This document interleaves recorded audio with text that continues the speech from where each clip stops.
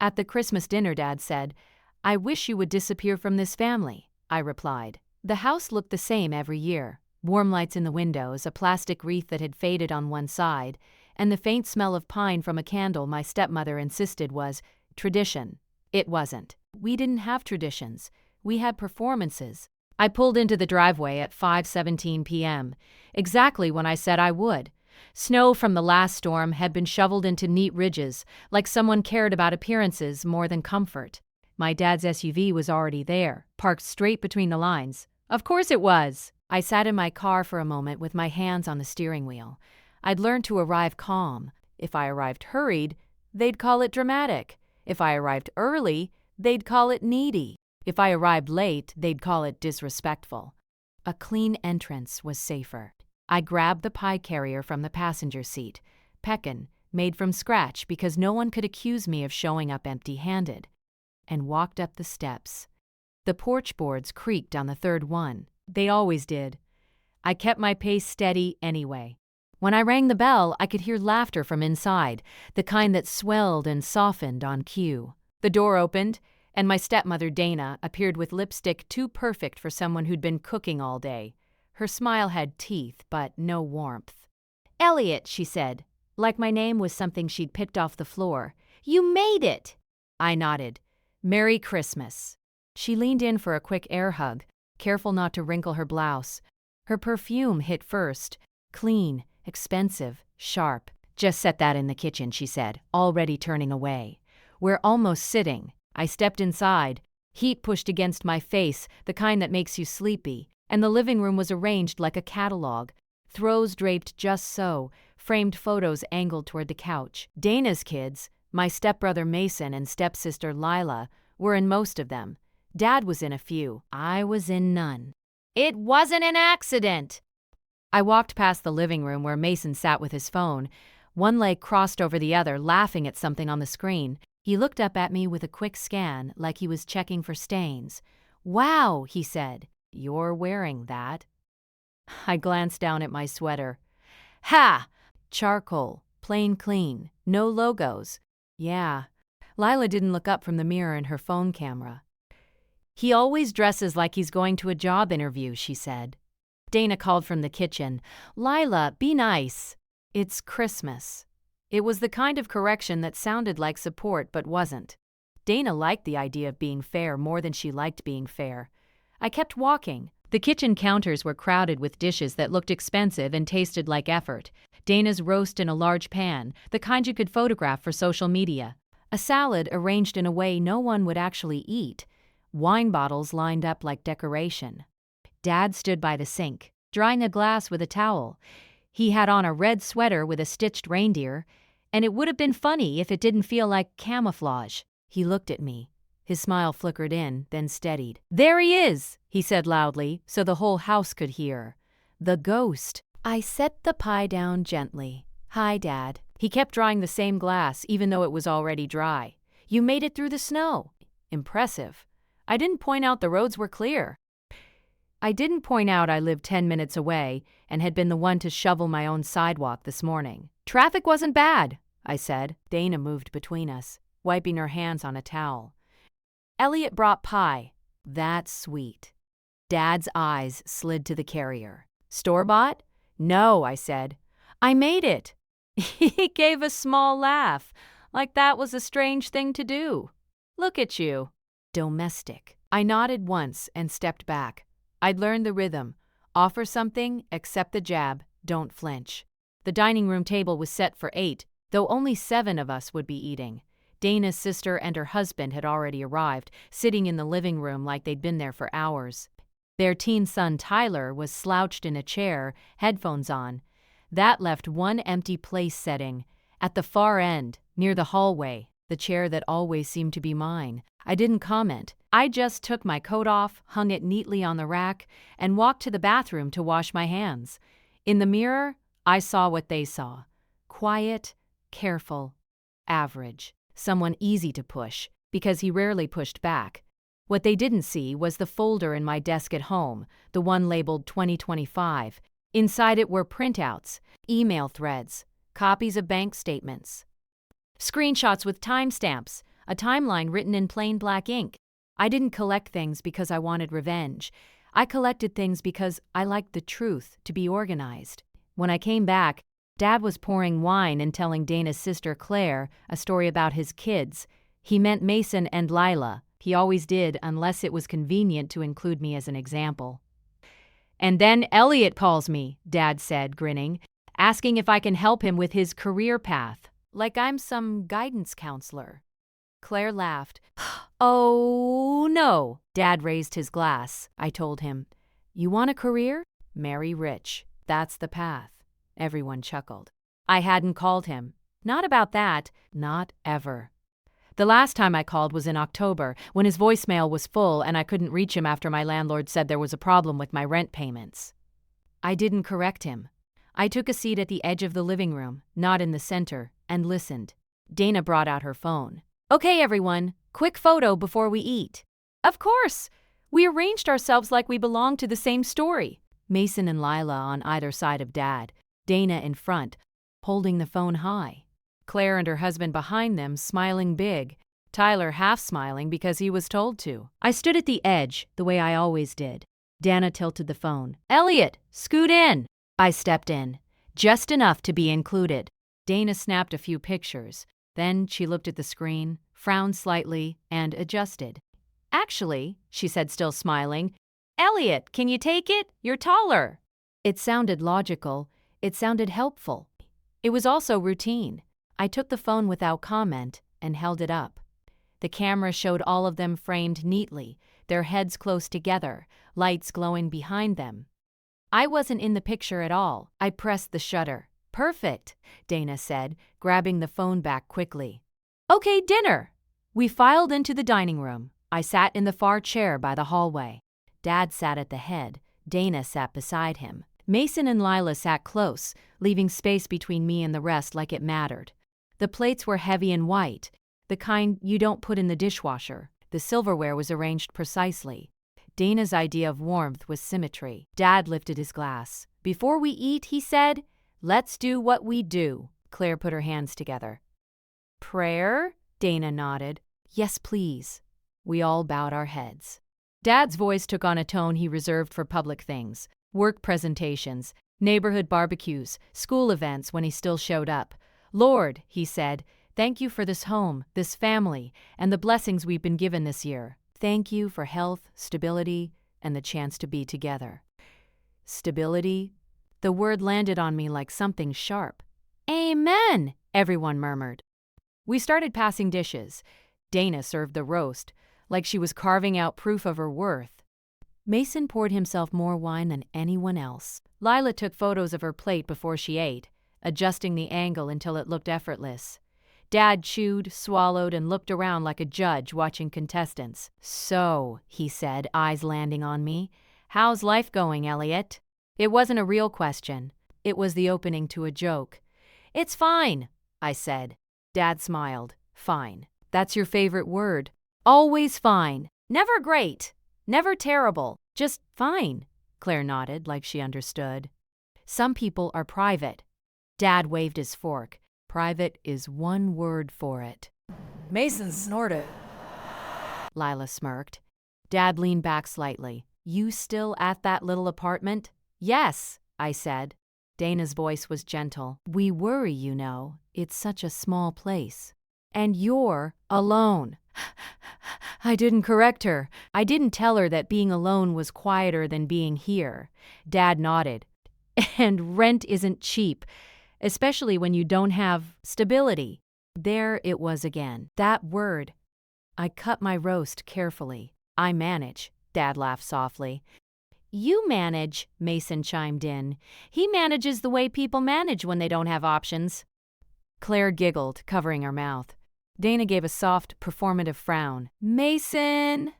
"It's just true," Mason said, shrugging. "No offense." I looked up briefly, met his eyes, then looked back down to my plate. Calm. Controlled. No reaction. Dad took another sip of wine, then said, "You know what I think?" No one asked, but everyone leaned in like it was a treat. "I think Elliot likes the struggle," Dad said. "It gives him something to talk about, makes him feel interesting." I didn't speak. Dad continued, encouraged by the silence. Some people don't want help. They just want attention. Dana nodded slowly, like she was trying to be compassionate. We've offered so much support. Support? Another word that didn't mean what it sounded like. I chewed, swallowed, and set my fork down neatly. Dad's eyes stayed on me, waiting. He wanted me to deny it. He wanted me to defend myself. He wanted me to finally raise my voice so he could call me ungrateful. I didn't give him that. Lila leaned toward Dana and said loudly, "Remember when Elliot said he didn't want to come last year because he had work?" Mason laughed. "He always has work." Dad smiled like the punchline was served hot. That's because work is his excuse for not showing up as a son. The table murmured agreement in little noises. Right, exactly. Then Dad tilted his head, eyes still fixed on me, and said it like he was offering a toast. "I'll be honest," he said. "Sometimes I wish you would just disappear from this family." The room went quiet in a way that felt practiced, like everyone knew they were supposed to pause for effect. Dana's eyes widened, but she didn't say no. She didn't touch his arm. She didn't correct him. Mason stared at his plate, smiling. Lila's mouth twitched like she was trying not to laugh. Claire's husband cleared his throat. Tyler lifted one headphone off his ear, suddenly interested. Dad sat back, satisfied. He'd thrown the line and waited for the splash. I didn't blink. I didn't raise my voice. I didn't ask why. I picked up my napkin and wiped the corner of my mouth, slowly, deliberately. Then I looked at my father and replied calm enough that everyone had to lean in to catch it. "Okay," I said. "But before I go anywhere, I need you to answer one question." Dad's smile faltered for the first time all night. "What question?" he asked, still trying to sound in control. I held his gaze, steady and neutral. "Do you want me to disappear?" I said. "The way you've been telling people? Or the way your paperwork says?" No one moved. No one spoke. And my father, for a fraction of a second, looked like he understood exactly what I meant. No one spoke after that. The silence stretched just long enough to make people uncomfortable, but not long enough for anyone to intervene. Dad laughed first. A quick, dismissive sound. "Paperwork," he said. "You always liked being dramatic." Dana exhaled like the moment had passed. "Let's not do this at dinner," she said gently, as if I'd been the one who set the table on fire. I nodded once. "Of course." I picked up my fork again and finished my meal. I didn't rush. I didn't leave early. I didn't punish the room with my absence. That would have been satisfying for them. Dad avoided my eyes for the rest of dinner, which told me more than anything he could have said.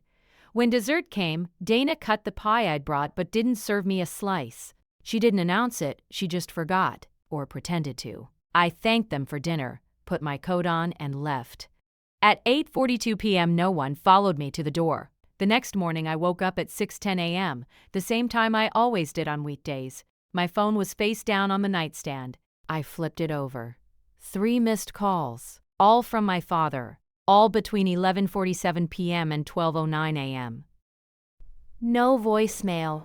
I showered, dressed, and made coffee before checking my email. There was one new message marked unread timestamped, 1:14 a.m. from Dad, subject.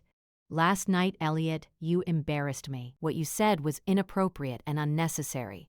Family matters should stay private. I don't know what you think you're implying, but if you're going to start making accusations, we need to talk. On my terms. Call me today." I stared at the screen until the coffee machine clicked off. Then I forwarded the email to myself and saved a PDF copy in a folder labeled Receipts December. I didn't call him. At 9:03 a.m., my landlord emailed me. "Hi, Elliot. We need to discuss your payment history. There appears to be an issue with the account listed for your rent.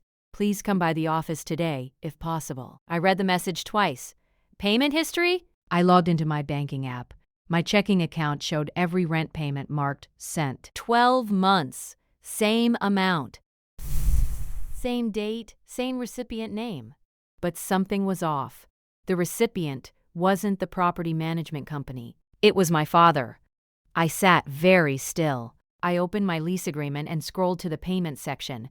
I'd signed it 2 years ago, shortly after Dad offered to help simplify things. "I'll handle the payments," he'd said back then. "You just transfer it to me." Easier for everyone. At the time, I'd been overwhelmed. New job, new apartment, trying to stabilize after my mother's death. Dad had sounded efficient, supportive. I searched my email for the original thread. There it was. From Dad, date February 3rd, 2 years ago. "I've spoken to the landlord. They're fine with me managing the payments. Just send the rent to my account each month and I'll take care of it. This way you don't have to worry about late fees or paperwork." I hadn't questioned it. He was my father. And he'd always been good at presenting control.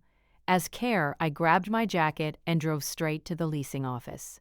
The manager, a woman named Renee, pulled up my file.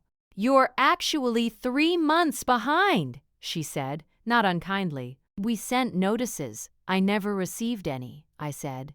She turned the screen toward me. The email address listed wasn't mine. It was my father's. "He asked us to contact him directly," Renee said. "Said you were busy with work." I nodded slowly. "Did he pay?" She shook her head. "Not since September." September! The same month Dad had told the family he was helping me out financially. The same month Dana had made a comment about how generous he was being, loud enough for everyone to hear. I thanked Renee, asked for copies of all correspondence, and paid the outstanding balance directly from my savings. It hurt, but not as much as eviction would have. When I got home, I added a new subfolder, housing. I didn't confront him. Not yet. That evening, Dad called again. This time I answered. "You ready to apologize?" he asked. "For what?" I said. "For last night. For implying I did something wrong." "I didn't imply anything," I said. "I asked a question." He scoffed. "You always do this. You twist things." "I went to the leasing office today," I said calmly. Silence. "They said you asked them to contact you instead of me." More silence. "And they said you haven't paid rent in 3 months. His voice hardened. "I was managing cash flow. Things come up. You told everyone you were supporting me." "I am supporting you," he snapped. "If it weren't for me, you'd be homeless." "That's not accurate," I said. "I paid you every month." "You're being ungrateful," he said. "And reckless. Do you know how bad this makes me look?" There it was. Not concern. Image. "I'll handle my housing from now on," I said. "Please stop contacting my landlord." "You don't get to make demands," he said. "Not when I've done so much for you." "I'm not making demands," I said. "I'm setting a boundary." He hung up. I saved the call log. Duration: 7 minutes, 42 seconds. Over the next few weeks, the pattern sharpened. Dana posted on Facebook about supporting adult children who refused to launch, tagging Dad. Comments poured in, praise, sympathy, laughing emojis. Mason joked at a family brunch about Dad bankrolling Elliot's sad little life. Lila shared a story on Instagram about energy vampires, captioned, "Protect your peace." I didn't respond. Instead, I checked my credit report. "You're good with money." There was an account I didn't recognize. A credit card opened 18 months ago. Balance: $9,840. Status: past due. The mailing address was my father's. I requested the full statement history. Charges jumped out immediately. Restaurants I'd never been to, a golf club membership, a hotel in Scottsdale during a weekend I'd been working overtime. I called the credit card company. "Yes," the representative said. "The application was completed online." "From which IP address?" I asked. She hesitated. "I can't disclose that, but I can note suspected fraud and initiate an investigation." "Please do," I said, "and email me the application." When it arrived, I didn't need an IP address. The security questions were answered with information only my father knew. His handwriting was visible in the scanned signature. I added another folder: financial abuse. Dad grew more confident. He started telling extended family I was unstable, that I was lashing out, that he was afraid I might do something irrational. It was careful, strategic. He was building a narrative. So I built a timeline: dates, amounts, messages, screenshots, witnesses. I requested my mother's estate documents from the county records office. I'd never seen them before. Dad had handled everything after she passed. The clerk printed them without comment. When I got home and read them, my hands didn't shake. There was a trust, small but real, set aside for me, released in installments over 5 years. Dad was the trustee. Every disbursement had been marked paid. None of it had gone to me. The account number listed belonged to him. I sat at my desk for a long time, staring at the numbers. This wasn't neglect. This was intentional. I scanned everything, organized it, backed it up twice. Then, at the bottom of the folder, I found one document I hadn't expected. A notarized amendment, filed 6 months ago. It transferred full control of the trust, effective immediately due to beneficiary instability. Attached was a letter written by my father, citing concerns about my mental state, my financial irresponsibility, and my need for supervision. There was a witness signature, Dana's. I leaned back in my chair, exhaled once, and closed the folder. That was the key receipt, and Dad had no idea I had it. Dad invited everyone to Easter brunch in mid-March. The invitation came through Dana, posted in the family group chat at 7:02 a.m. on a Tuesday. Dana, we're hosting Easter this year. Go church at 9, brunch at 11. So grateful to have everyone together again. Underneath it, my father added, Dad, hoping we can all put the past behind us and focus on family. I read the messages without reacting. Then I took a screenshot and saved it in Receipt's public narrative. Easter was perfect for him. Church, relatives, a built-in audience that trusted him by default, a setting where he could play the patient father trying to reconcile with his difficult son. He wanted witnesses. So did I replied an hour later. Me, I'll be there. Almost immediately, Dana responded with a heart emoji. Mason followed with a thumbs up. Lila didn't respond at all. Dad waited 10 minutes before adding, Dad, good. We've missed you. Missed the idea of me, maybe. The version that didn't talk back. I spent the next 3 weeks preparing quietly, not obsessively, methodically. I met with a lawyer on my lunch break one Wednesday. I didn't bring emotion into the room, just documents. He read in silence for a long time. This is serious, he said finally, and well documented. I'm not filing anything yet, I said. I just want to understand my options. He nodded. You have several, including criminal. I made a note of that. Not because I wanted to use it, because I wanted to know the weight of what my father had done. I also scheduled an appointment with a financial advisor, separate from anything legal. We talked about disentangling accounts, freezing credit, changing beneficiaries, practical steps, quiet ones. At work, nothing changed. I showed up. I did my job. I hit my deadlines. Stability is boring when it's real. Dad, meanwhile, started calling again. Not directly, indirectly. He emailed my supervisor from his personal account, pretending to check in and praise my work ethic, while casually mentioning that I'd been going through a difficult time emotionally. My supervisor forwarded it to me with a single line, Hey, just wanted to make sure everything's okay. I thanked her and told her yes, everything was fine. Then I saved the email. Dad told my aunt I was confused about money. Told my cousin I was angry since my mom passed. Told his golf buddies I was ungrateful after everything he sacrificed. He never mentioned numbers, never mentioned accounts, never mentioned the trust, because those things could be checked. Easter approached. Dana texted me privately 2 days before. Dana, just a reminder, this weekend is about peace. Please don't bring negativity. Your father's health has been fragile. Health.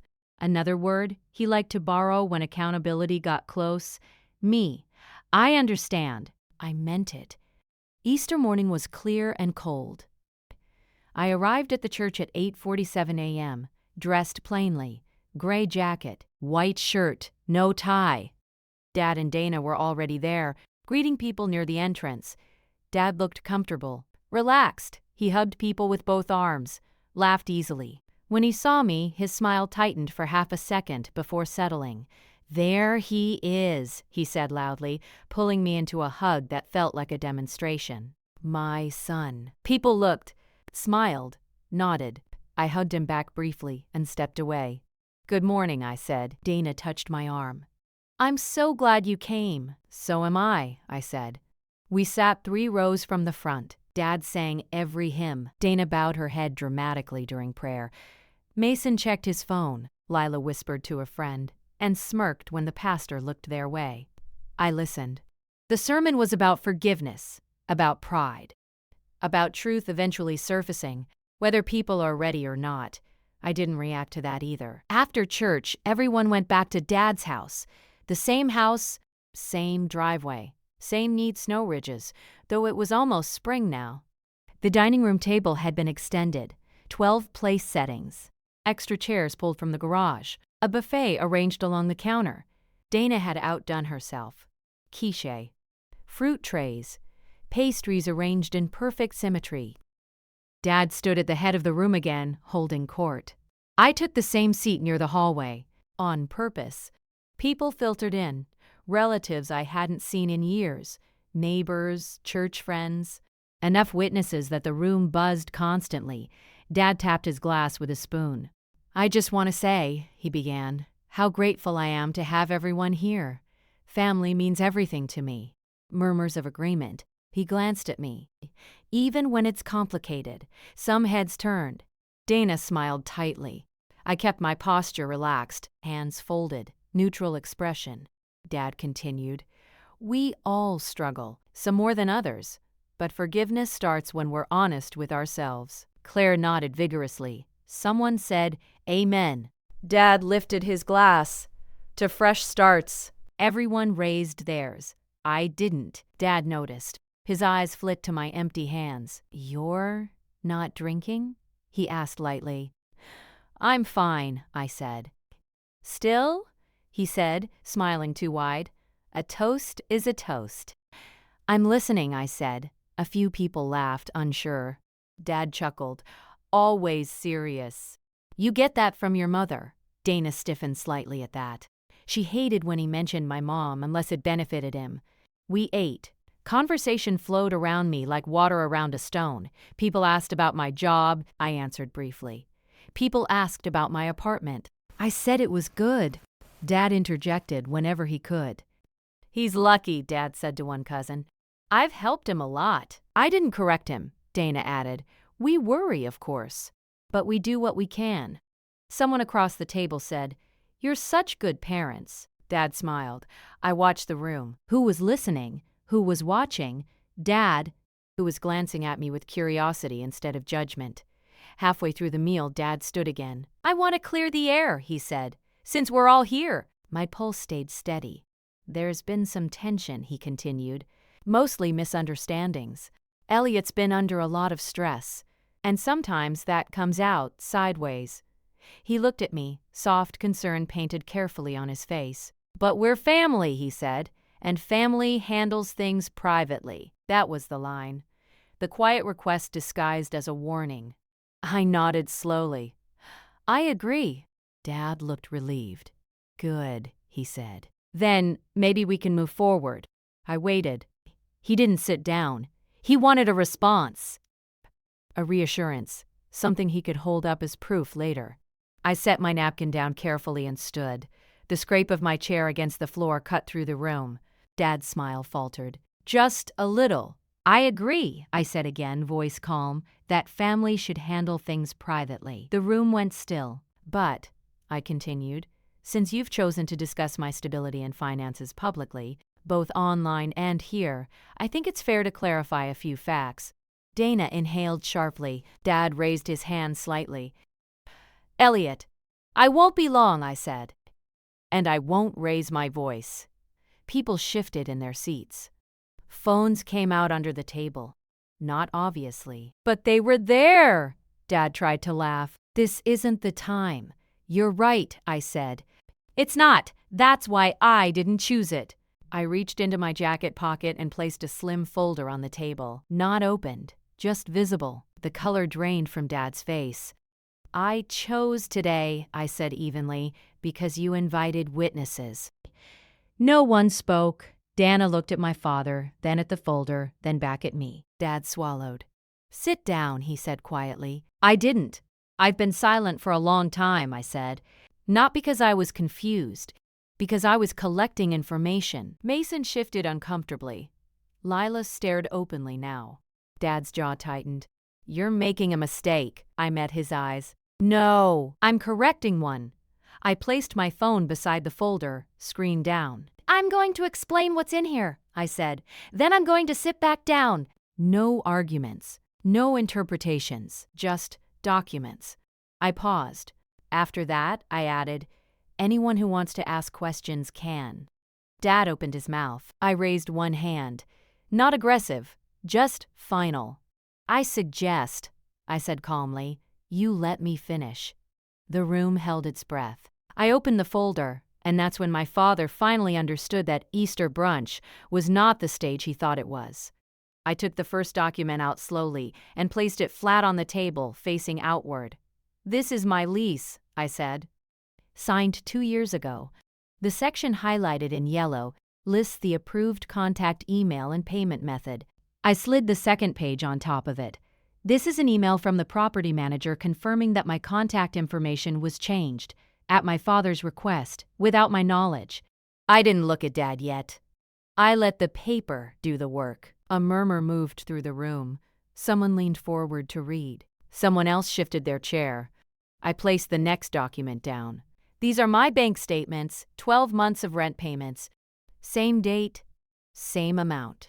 Sent to my father's account." I added the fourth page. "And these," I said, "are the property management records showing that only 9 of those payments were ever forwarded. 3 months were withheld." I paused. "The result," I said, "was a near eviction notice I never received." Dana's hand went to her mouth. Claire stared at the table. Mason stopped smiling. Dad stood abruptly. "This is a misunderstanding," he said. "You're twisting." I held up another page without looking at him. "This is an email from you," I said, still calm, dated February 3rd. "You offered to simplify things by handling my rent. You asked me to trust you." I finally looked up. "I did." Silence. I set down the next stack. "This is a credit card account opened in my name 18 months ago." I did not apply for it. I turned one page so the signature was visible. "That's your handwriting." Dad's face flushed. "That's not," I continued, not raising my voice. "These are the charges: restaurants, travel, a golf club membership, none of which I authorized." Someone at the far end of the table whispered, "Oh my God."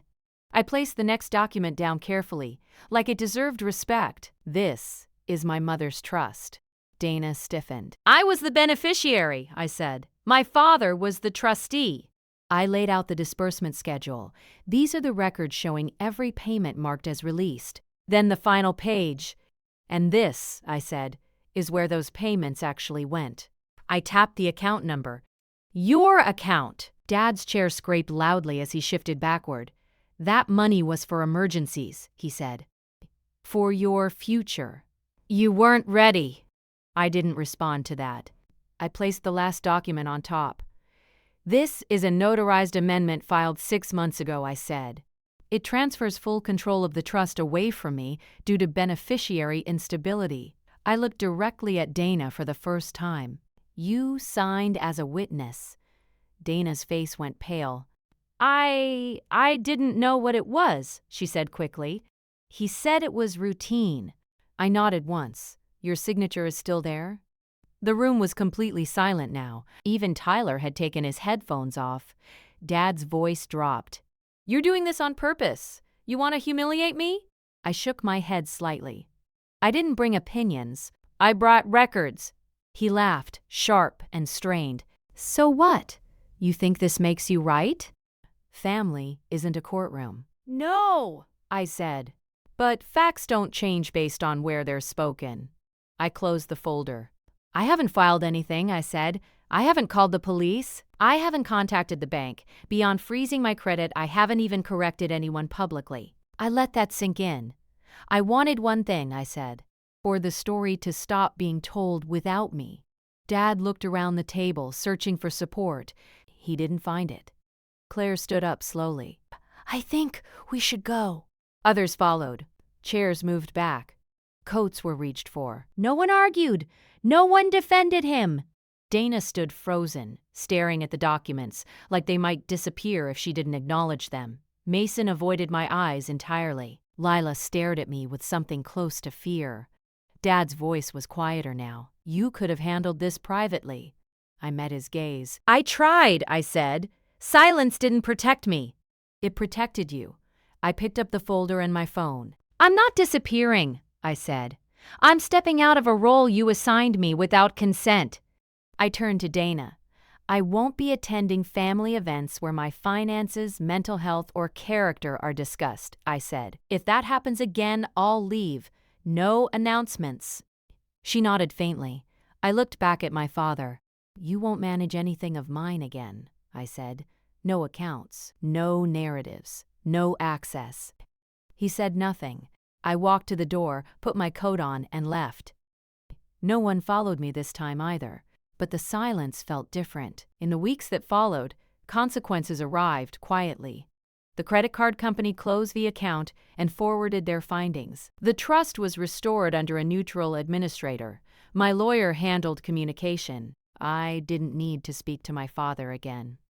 Extended families stopped calling him. Some reached out to me, not to apologize exactly, but to listen. I didn't correct every rumor. I didn't explain everything. I moved apartments, changed numbers, updated beneficiaries. My life got smaller, then steadier. On Christmas the following year, I spent the day in my own place. No performance, no speeches, just quiet. At some point in the evening, my phone buzzed. A message from an unknown number. I never meant to hurt you. I read it once. Then I put my phone down and went back to what I was doing.